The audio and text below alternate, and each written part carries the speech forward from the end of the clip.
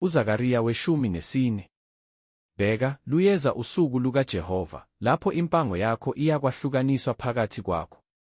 Ngiyakubuthela iJerusalema bonke abezizwe ukuba balwe nalo, umuzi uyakuthathwa, izindlu ziphangwe, kuphoqwe abesifazane, ingxenye yomuzi iyakumuka, iye ekuthunjweni, kepha abantu abaseleyo abayikunqunywa emzini.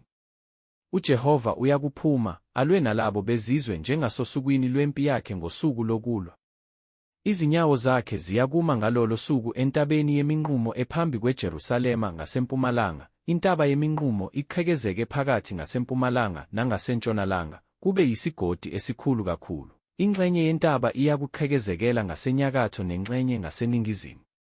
Niyakubalekela esigodini sezintaba zami, ngokuba isigodi sezintaba siyakufinyelela e-Aseli, yebo, niyakubaleka njengalokho nabalekela ukuzamazama komhlaba ngezinsuku zika-Uziya inkosi yakwaJuda, lapho kuza kufika uJehova uNkulunkulu wami nabo bonke abangcwele kanye nawe.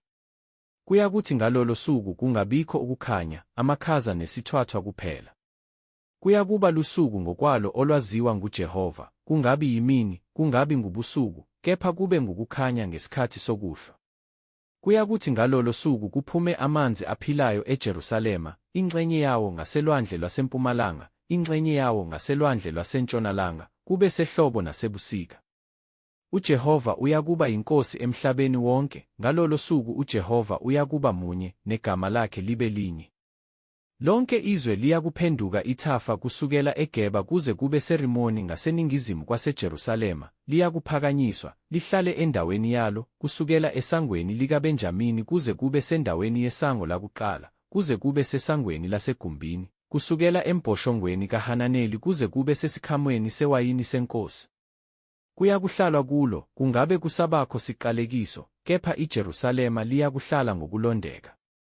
Yikho okuyakuba ngukushaya uJehova ayakushaya ngakho bonke abantu abalwe neJerusalema, inyama yabo iyakudleka besemi ngezinyawo zabo, namehlo abo ayakuphelela ezikhoxeni zawo, ulimi lwabo ludleke emlonyeni wabo.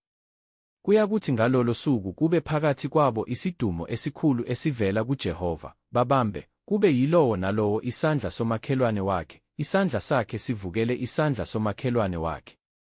NoJuda uyakulwa eJerusalema, kubuthwe ingcebo yazo zonke izizwe ezizungezileyo, igolide, nesiliva, nezambatho, kube kuningi kakhulu.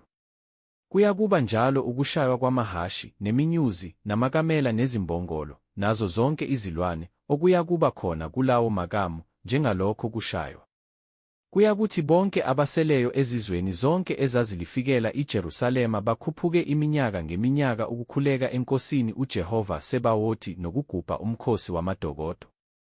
Kuyakuthi abangakhuphuki emindenini yomhlaba, baye eJerusalema ukukhuleka enkosini uJehova Sebawothi, phezu kwabo kungabi yimvula.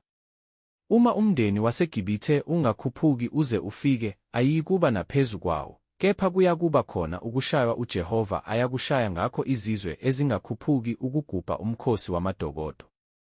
Lokhu kuyakuba yisijeziso seGibhithe nesijeziso sazo zonke izizwe ezingakhuphuki ukugubha umkhosi wamadokodo.